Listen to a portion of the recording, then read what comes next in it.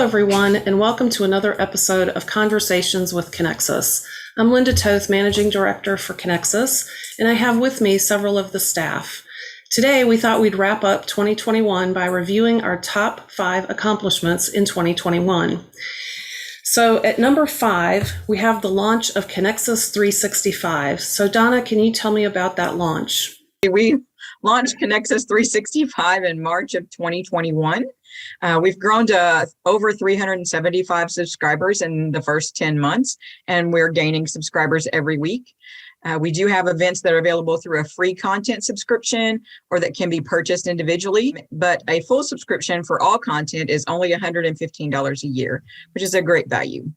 We're adding a family plan for organizations to buy in bulk and get a discount when purchasing subscriptions for their employees, which is a great way to have their staff educated and keep up with the latest in technology. Most of our webinars are available for PCI continuing education credits. In 2021, we held 28 webinars, which were live events, and our topics ranged from cybersecurity, digital developments, APIs, age verification, data security, data privacy, IoT, new technology. We've had speakers from the leading organizations for our industry, such as Intel, Circle K, Deloitte Consulting, IBM, JP Morgan, PDI, Security Innovation, Invenco, GS1. And we had some up-and-coming organizations such as Copper, CoopDog, Mashgin, and Precitaste. And we're very excited for our lineup in 2022. So stay tuned for more.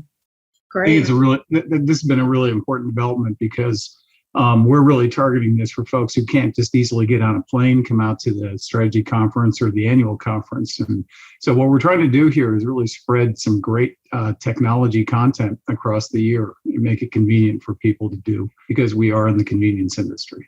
So coming in at number 4, we have the APIs for device integration. And device integration is one of our standing committees at Conexxus. And they were very, very busy in 2021. Kim, why don't you give us a lineup of what all they released? Sure. In fact, all of our committees have been busy this year. Conexxus has been able to publish 11 standards, 6 of which are API-based. 3 of those, as Linda mentioned, occurred within our device integration committee, and these include car wash, site asset, and the forecourt device controller specifications. Car wash specification enables indoor and outdoor transactions, as well as provides functionality for price changes and code management. And then both site asset and FTC specifications are joint global standards with IFSF, and our API representations have previously developed Conexxus XML-based standards. The site asset standard allows for site tracking of details such as site ID and location, as well as site equipment details such as software and hardware versions to be sent to an offsite entity for collection, processing, and analysis.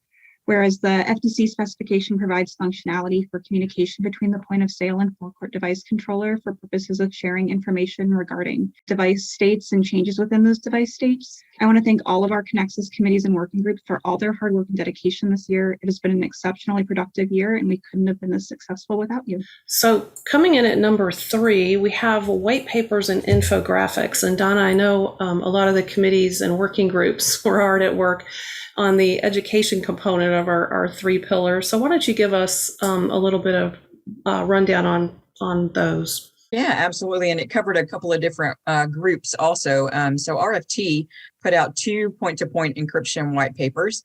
Data security put out 2 white papers this year. We also had the data privacy infographic and the SolarWinds white paper, which came from data security and from Alan Thiemann, our legal counsel, I believe, participated in that also. So we've had a lot of participation from a lot of different groups on that. And the white papers are important education as they're normally accessible free resources and provide a lot of education and information to the industry. You know, the important thing on that too is when you look at the Data Security Committee, it's comprised of some very expensive expertise. And these folks take their own time to put together stuff that if you had to go out and find it out on your own would cost your company an awful lot of money. And so since we started that group in 2009, it's just been populated by really dedicated people who donate their expertise and time for the benefit of our industry.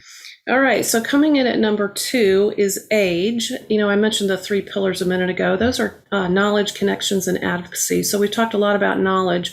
I think age really falls under advocacy. But David, why don't you tell us about the age specification that's just recently released?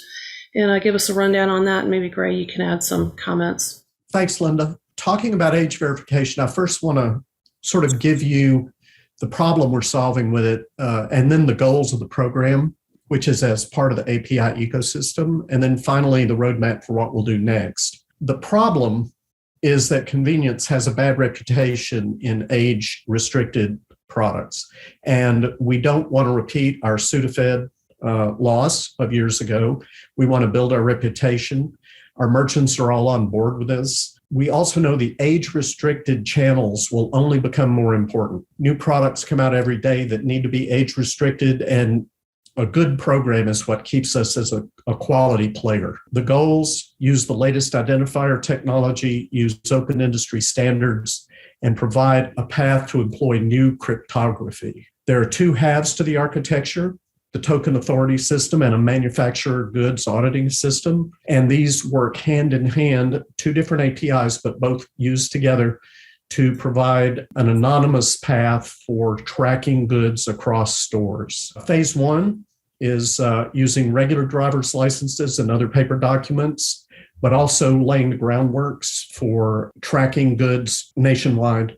And finally, phase two, we're going to introduce a wallet interface so that consumers remain in complete control of their identity. And Gray, I don't know if you want to talk about who's signed up for this. Well, we've got over 130 chains, well over 25,000 stores that have signed up. But more importantly, and actually a tribute to the architectural prowess of David and Digital Bazaar and the team that's been working on this with the committees, we've recently closed over $20 million in funding from FMCGs who saw this as a critical item for them to support so that they can keep their products available out in retail. As David also mentioned, one of the other important things is we're starting to see mobile driver's licenses, and they have made no attempt whatsoever to standardize their interface for our usage for age verification. We've talked to several retailers, Delaware, Louisiana, emerging in Florida, and TrueAge was constructed so that we could provide a bridge from the paper-based to the digital, which is going to take some 10 years, but more importantly, with an eye of keeping the retailer's investment to a minimum. And right now it's zero. But one of the most important things that we've undertaken, we delivered it with NACS as a partner. We delivered it on budget, on time. We've been up and running now for a year. We're just waiting for our POS partners to fully support it so that we can get this deployed across the ecosystem. Great, thank you. And before we run out of time, I want to get to our last one, which our number one is in person. So I mentioned the knowledge, connections, and advocacy. So this is the connections piece. And after 18 months of all of us being in lockdown and at home, we were finally able to return to in person. So Jenny, welcome back to the Conexxus staff. And why don't you give me a rundown on in-person events this year? Thanks, Linda. It is really good to be back and active on the Conexxus team as manager of membership engagement. And I appreciate Conexxus giving me this opportunity to join again. Seems I just can't stay away from the industry. I really miss my friends. Conexxus has had a couple of face-to-face meetings this year, and both have been successful because of the membership engagement. The ASC, the annual strategy conference, was held in St. Louis in August, and there were 30 people face-to-face there and around 20 virtually. This was well attended and with some really great content shared. And I was actually able to attend the NACS conference that was in Chicago. I was at the Conexxus booth, and even though we all still had to wear masks and be safe, everyone seemed to be so excited and happy to see all the friends and colleagues at the show. Conexxus booth was busy with both members dropping by and also potential members. We're looking forward to our next face-to-face, which will be the Conexxus annual conference in Tucson, and it'll be May the 1st through May the 5th. Registration is opening soon, and I look forward to seeing all of y'all in Tucson. Thanks. All right. Thanks, Jenny. All right, and with that, we're going to need to wrap it up. We are a little bit over on time. Thanks, everybody. And as we wrap up 2021, we're really looking forward to 2022. See y'all. Cheers. Thanks.